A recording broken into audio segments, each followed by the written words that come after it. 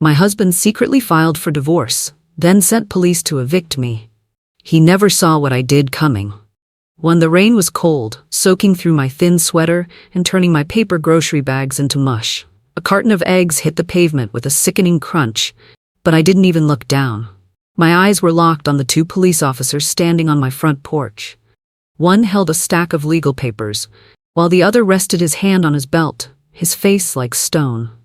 "Ma'am, you need to step back from the door," the older officer said, his voice echoing in the quiet street.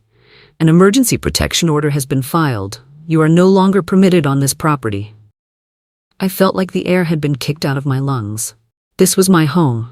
I had picked out the brass knocker on the door. I had planted the hydrangeas in the garden.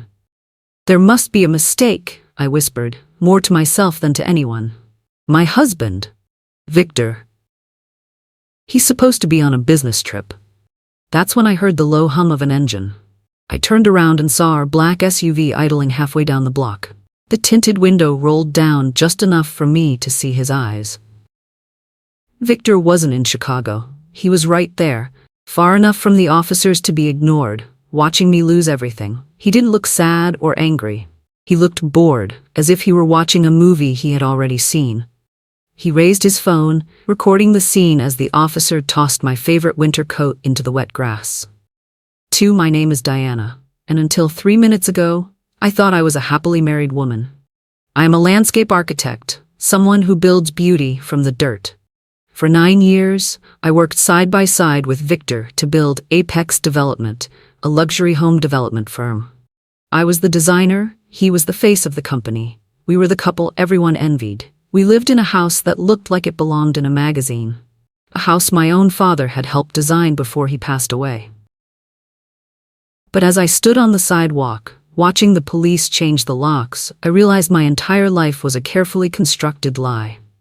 Victor hadn't just filed for divorce, he had done it in secret, months ago, using a high-priced lawyer to find every loophole possible. He had told the court I was mentally unstable and a threat to him, which is how he got the emergency order to kick me out without a single warning.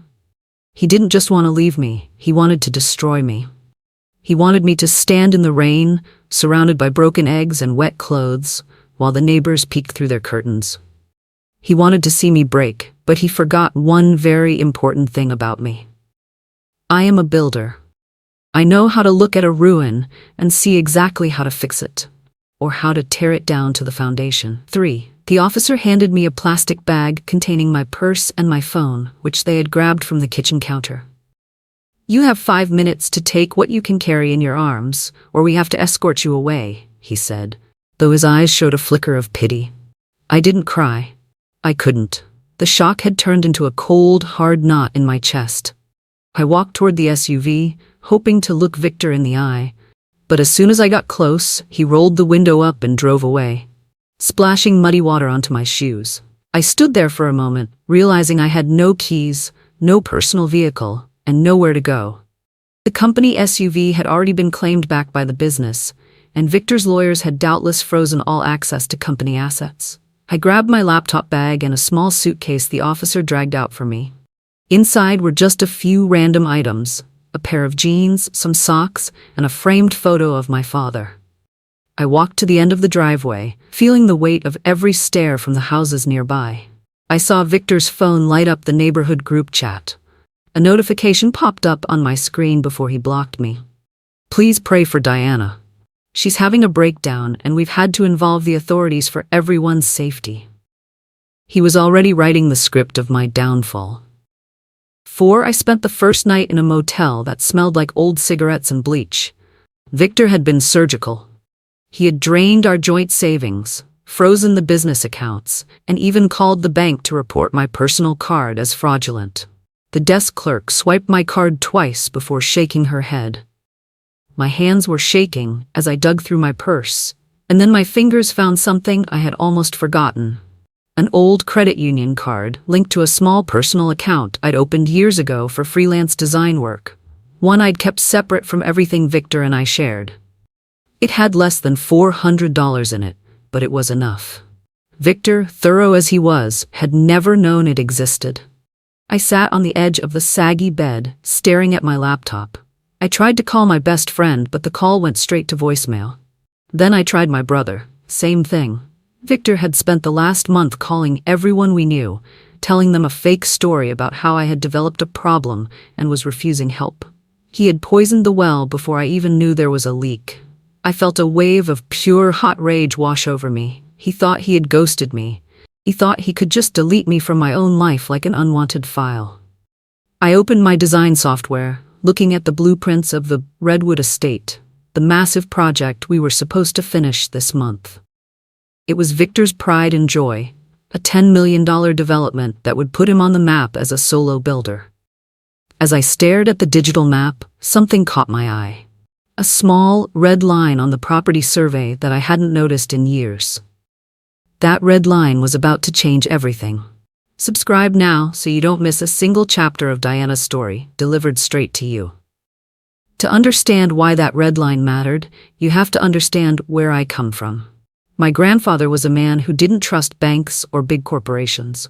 When he passed away, he left me several plots of land in this county. One of those plots was a long, thin strip of earth that ran along the edge of a valley. When Victor and I started Apex Development, we decided to build our flagship luxury home on a large parcel of land that bordered my grandfather's old strip. Victor had handled the permits and the merging of the land, or so he said. I was always too busy with the actual architecture and planting to worry about the boring paperwork. I trusted him. He was my husband. But as I sat in that motel room, digging through my digital archives and old family emails, I found a scanned copy of the original deed. My heart began to drum against my ribs. The land Victor was building his masterpiece on wasn't one big square. It was two separate pieces of property. And because of the way my grandfather had written his will, that land could never be sold or transferred without a very specific legal process. A process Victor had completely skipped because he thought I would never check. He had built a multi-million-dollar house on top of land that legally belonged entirely to me as an individual inheritance. 6. I didn't sleep at all. By 4 a.m., I had every document printed out from the motel's business center. I realized that Victor's greed had made him sloppy. He wanted the divorce to be fast so he could marry Chloe, the young accountant at our firm who I'd caught him working late with more than once. He thought he could just kick me out, claim I was crazy, and the court would give him everything because I wouldn't be in a state to fight back. He wanted to launch his new brand, Victor's Vision, and leave my name in the dust. I looked at the clock. It was time to stop being the victim and start being the architect. I called an old friend from college, Silas, who was now a high-powered real estate attorney. He was the only person Victor hadn't been able to manipulate because Silas had always seen through Victor's charm. When he answered, I didn't lead with my feelings. I led with the facts. Silas, I'm at the Dewdrop Inn.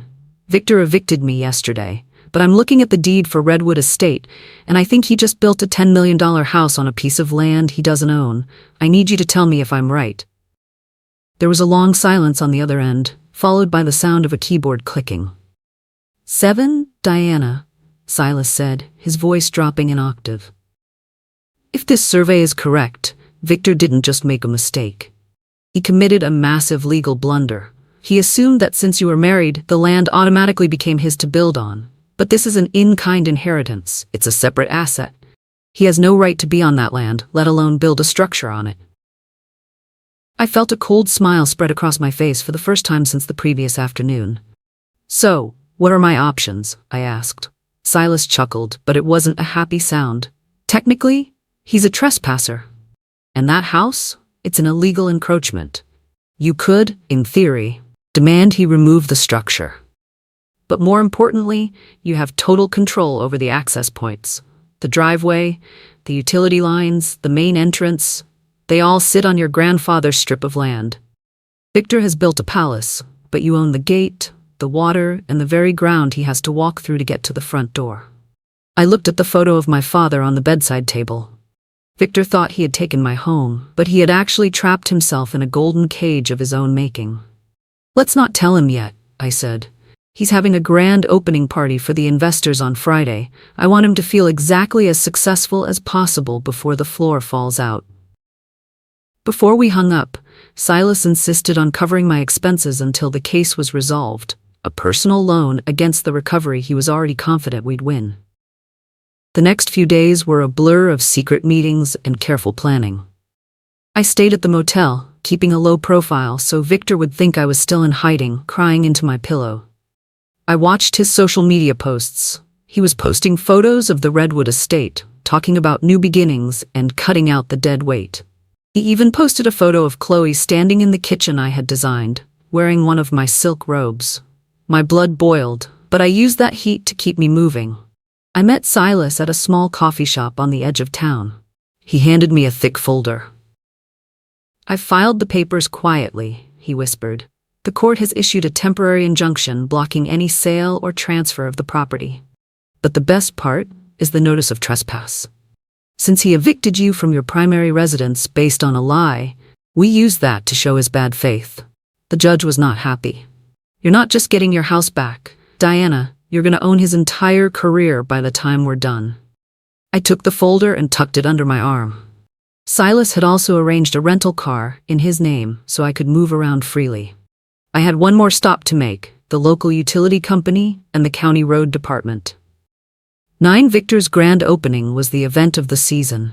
He had invited the mayor, the local press, and all the big money investors who were going to fund his next 10 projects. He wanted to prove that he didn't need me, that he was the genius behind Apex development. I stood at a distance, parked in the rental car Silas had arranged. I watched the valet park luxury cars along the winding driveway. I watched the caterers carry in crates of expensive seafood. Victor was standing on the grand balcony, wearing a tuxedo I had bought him for our anniversary, laughing with a glass of champagne in his hand. He looked like the king of the world. He had no idea that I had spent the morning with a surveyor and a legal team, marking the exact boundaries of my land with invisible ink stakes and legal notices. He also didn't know that Chloe hadn't been as loyal as he thought. I had reached out to her the night before through her personal number, which I still had from the firm. Victor, confident in her loyalty and careless in his rush, had never bothered to revoke her administrator access to the company's internal server, a fatal oversight. When I showed her the evidence of Victor's offshore accounts and made clear she would be left holding the bag when the collapse came, she folded instantly. She handed over the login credentials and everything she knew. 10 As the sun began to set, the party was in full swing. The house was glowing with golden light and music drifted across the valley. It was time. I signaled Silas, who was standing by the main gate with a group of men in reflective vests. At exactly 7 p.m., the music suddenly cut out. The grand chandeliers flickered and died, plunging the mansion into total darkness. A confused murmur rose from the crowd. Then, the water in the decorative fountains sputtered and stopped. I watched through my binoculars as Victor stumbled out onto the porch, waving his phone light, yelling for his assistant. He thought it was just a power outage. He didn't realize that I had legally ordered the utilities to be disconnected because the lines crossed through my private property without a valid easement. But the best was yet to come. 2 large flatbed trucks pulled up to the entrance of the driveway, carrying massive concrete barriers. Within minutes, the only road leading in or out of the estate was physically blocked. Victor ran down the driveway, his tuxedo jacket flapping in the wind, only to find Silas standing there with a law enforcement officer and a stack of legal documents. 11. "What the hell is this?" Victor screamed, his voice cracking. The officer stepped forward, shining a flashlight in Victor's face, the same older officer who had helped carry out my eviction 3 days earlier. "Mr. Victor, we have a court-ordered injunction. This road and the land surrounding this house belong to your wife Diana. You are currently trespassing on her private property. Furthermore, since the utility easements were never properly recorded, she has the right to deny access to the grid." Victor looked like he had been struck by lightning. He looked past the officer and saw me stepping out of the shadows. I wasn't wearing a tuxedo or a silk robe. I was wearing my work boots and a simple jacket, holding the original deed of the land. "Hi, Victor," I said, my voice calm and steady. "I think you're in my way." The investors were staring from the darkened porch, whispering and taking videos on their phones. The visionary was being told he didn't even own the ground he was standing on. He tried to lunge at me, but the officer stepped in the way. "I'll sue you for everything," Victor hissed. "I built this. This is my house." "Actually," I replied, stepping closer so only he could hear me, "it's an illegal structure on my land. According to the law Silas found, I can either charge you an astronomical monthly rent for the dirt under your feet, or I can ask the county to have it demolished. And since you emptied our bank accounts, I don't think you can afford the rent." Victor's face went from red to a ghostly, pale white. He looked back at the house, his masterpiece, and then at the investors who were already calling their lawyers to pull their funding. His mistress, Chloe, walked past him with her suitcase, not even giving him a second glance, as she hopped over the concrete barrier to catch a cab. She had already sent me the files proving he had been embezzling from the company to pay for this very party. The grand opening had become a grand closing in less than 20 minutes. Victor was stuck in a dark house with no water, no power, and no way to get his car out. He had tried to make me homeless, but he ended up making himself a prisoner in a house he could never sell. The party is over and Victor is standing in the dark. But the real battle was only beginning. Subscribe to follow every twist of Diana's fight to take back her life. 13. The fallout was swift and public. The news picked up the story the next morning. Local developer builds mansion on land he doesn't own. The irony was too perfect for the internet to ignore. The video of Victor screaming at the concrete barriers went viral, viewed millions of times. People called him the trespassing tycoon. Within a week, every single one of his contracts was canceled. The investors sued him for fraud, and the IRS began looking into the offshore accounts Chloe had tipped me off about. Within days of the party, the judge reviewed the evidence of Victor's false affidavit and threw out the fraudulent protection order entirely. I walked back into our old house, the one the police had kicked me out of, with my own set of keys in my hand. The neighbors who had peeked through their curtains and read Victor's staged messages watched me come back in silence. I didn't owe them an explanation. I was home. I later heard that Victor had spent the night of the party stranded in the darkened estate, before eventually navigating his car out through a neighboring access track the following morning.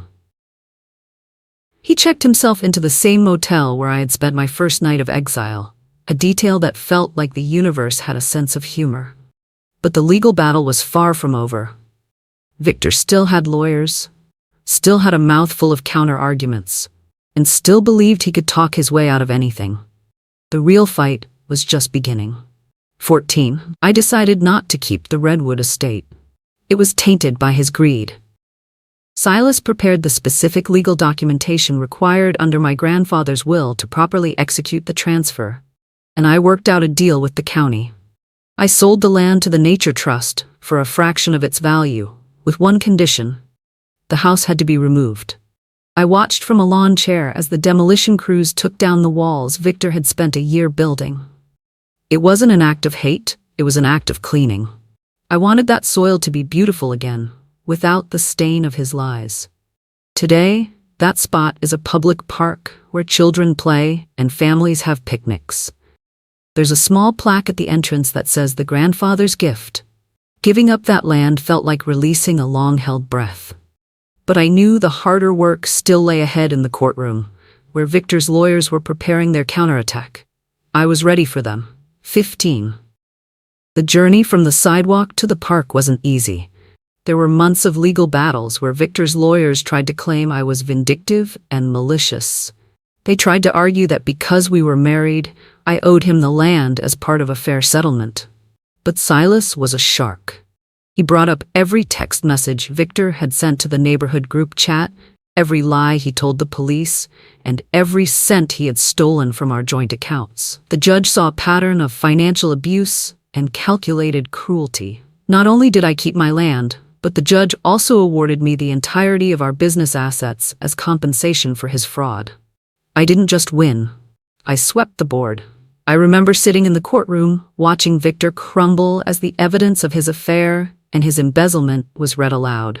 He wasn't the powerful man he pretended to be. He was just a small, scared person who thought he could climb higher by stepping on the person who loved him. When the final gavel dropped, I felt a weight lift off my shoulders that I hadn't even realized I was carrying. I was free. Victor, stripped of the business assets and buried under mounting legal fees, moved out of the motel where he'd been staying, though he lingered in town long enough to make one last desperate phone call, begging for a settlement. I didn't answer. The law had already done all the talking for me. 16 after the trial, I took a month off. I traveled to the coast, where the air was salty, and the only thing I had to design was my own itinerary. I realized that for years I had been shrinking myself to fit into the space Victor left for me. I was the silent partner, because he wanted the spotlight. I was the emotional one, because it made him look rational. But standing by the ocean, I felt huge. I felt capable. I realized that the house he took from me was just wood and stone. The life he took from me was just a habit. The real Diana was still there, stronger than ever. I started sketching again, not for clients, but for myself. I drew gardens that were wild and free, not the manicured, sterile landscapes Victor preferred. I realized that my grandfather's land was a metaphor for my own life. It was a separate asset, something that belonged only to me, and I had almost let someone else build their dreams on top of it. I vowed never to let that happen again. I would be my own foundation from now on. 17. When I returned home, I was surprised to find a letter from one of the investors Victor had scammed. His name was Mr. Sterling, a man who had built half the city and didn't suffer fools. I thought he was going to sue me too. Instead, he invited me to lunch.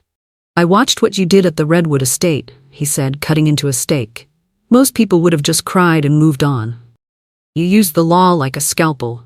You have a mind for strategy and an eye for design that Victor never had. I'm starting a new development project, a sustainable housing community. I want you to lead the design team, not as a partner, but as the owner of your own firm." I was stunned. This was the break I had worked 9 years toward, and it came because I had stood up for myself. "On one condition," I told him. "The land must be vetted by my own legal team, and my name goes on the front of every building." Mr. Pratt. Sterling laughed and raised his glass. "Deal." I wouldn't expect anything less from the woman who turned a mansion into a park. 18. Building my new firm, Heritage Designs, was the hardest thing I've ever done. I had to start from scratch, hiring a new team and proving to the world that I wasn't the unstable woman Victor had portrayed. But the community had my back. People who had seen the viral video of the eviction came to me with their own projects, wanting to support someone who had fought back. I hired people who had been overlooked, older architects, young designers with bold ideas, and even a few people who had been burned by Victor in the past. We became a family. We didn't just build houses, we built sanctuaries. And every time I walked into my office and saw my name on the door, I remembered the smell of the rain and the sound of the locks changing. It didn't make me sad anymore.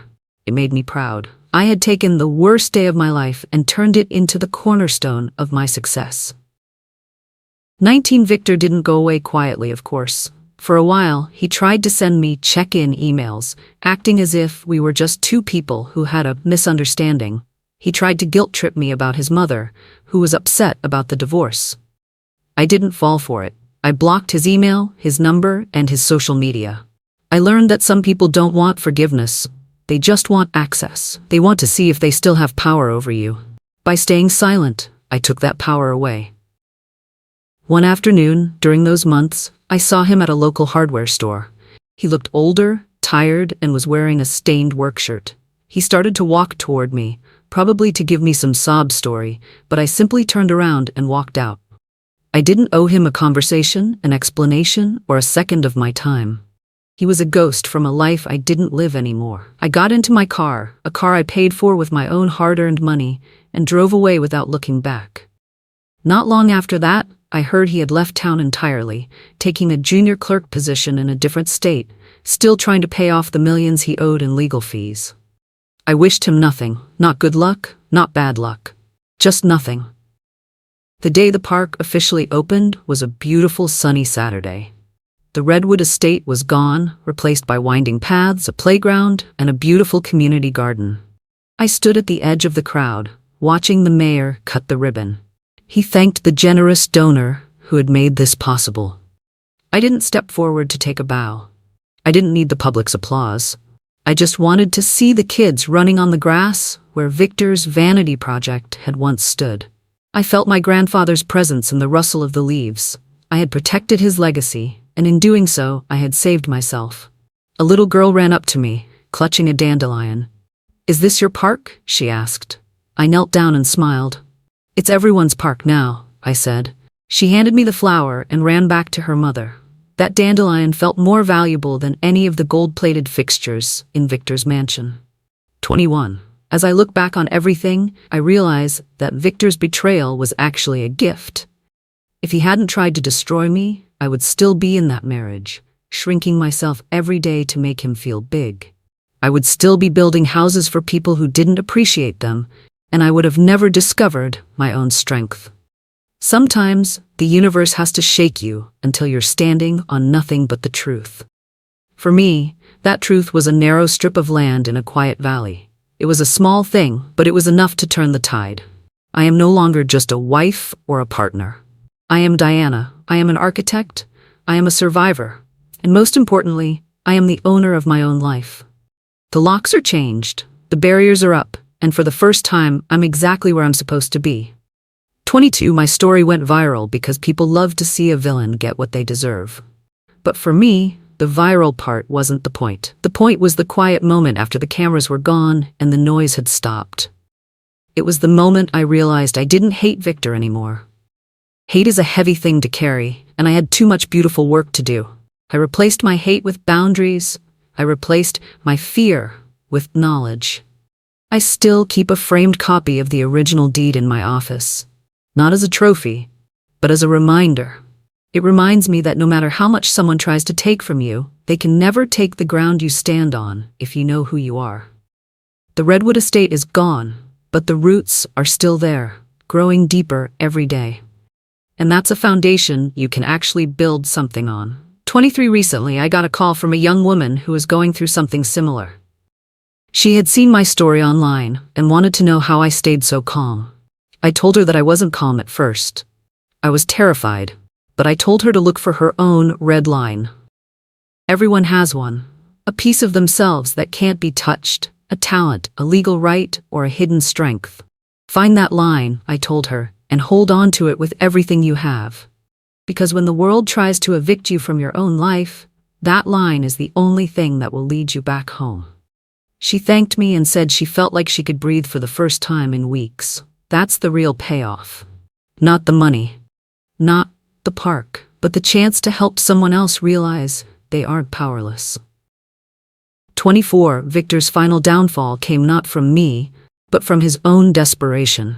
He was caught trying to forge a signature on a loan application to start yet another visionary project. This time, there was no Diana to fix his mistakes or cover for his shortcuts. He was sentenced to 3 years of probation and a massive fine that ensured he would be broke for the rest of his life. When I heard the news, I didn't celebrate. I just felt a profound sense of closure. He had finally reached the end of his own road. He had spent his whole life trying to build things on top of people. And eventually, the weight of his own lies crushed him. I turned off the news and went back to my garden. The roses were starting to bloom and they needed my attention. 25. My firm, Heritage Designs, recently won the Architectural Excellence Award for the sustainable community we built with Mr. Sterling. At the ceremony, I stood on the stage and looked out at the audience. I saw Silas cheering in the front row. I saw my team, the people who had become my real family. I didn't talk about the betrayal or the eviction. I talked about the importance of integrity in design. I talked about how a building is only as strong as the intent behind it. When I walked off that stage, I felt a sense of peace that I can't even describe. I was no longer the woman in the rain. I was the woman who had built a better world from the wreckage of her old one. 26. So if you're reading this and you feel like you've lost everything, remember my story. Remember that the people who try to destroy you usually don't have the patience to do it right. They leave traces, they make mistakes, they forget that you are a builder. You might be on the sidewalk today, but the ground beneath you is still yours. Take a breath, find your red line, and get to work. You never know, the very thing they used to try and bury you might just be the soil you need to grow into something magnificent. My name is Diana, and I'm finally home. And this time, nobody is ever going to change the locks. If Diana's story moved you, subscribe now for more stories of resilience, justice, and rebuilding. Delivered straight to you. Don't miss what comes next.